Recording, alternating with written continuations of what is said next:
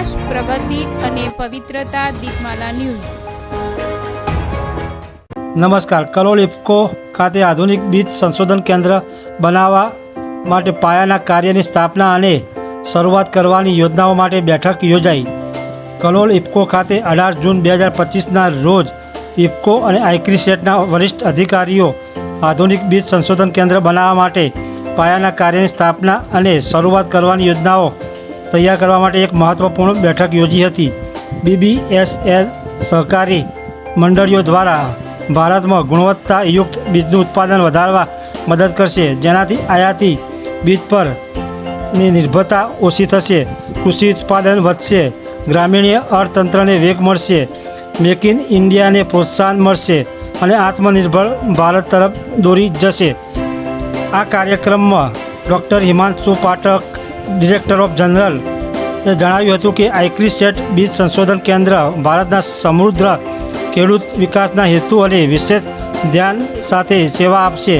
ગુણવત્તાયુક્ત બીજ અને પોષક બીજ વિકસાવવા માટે સંશોધન એ જ બીજ સંશોધન કેન્દ્રનો મુખ્ય ઉદ્દેશ હશે.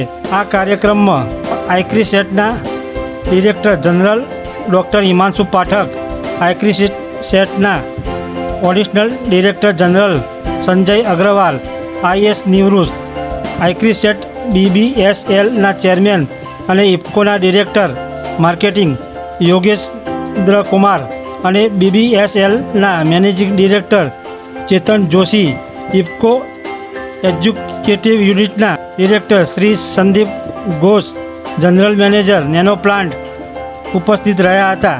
દીપમાલા ન્યૂઝ, કલોલ.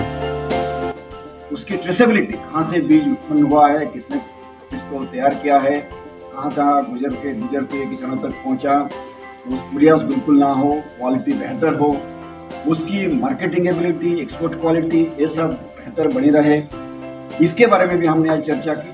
और देश के तमाम बड़े वैज्ञानिक, डॉक्टर बंसल, डॉक्टर संजय, सारे हमारे एग्रीसेट के वैज्ञानिक, मंजूर जी, मैडम ऋचा, किसान, बहुत सारे और भी वैज्ञानिक यहाँ पे आए हैं. और वो सब एक ऐसा है जिसकी हर तरह के साइंटिस्ट, नेशनल सीड सेंटर के डायरेक्टर भी हैं, NPR के डायरेक्टर भी हैं, एग्रीसेट की पूरी टीम है. और मैं तो एग्रीसेट में इधर काम कर रहा हूँ, इतनी बड़ी टीम कभी पहुंची भी नहीं किसी काम के लिए.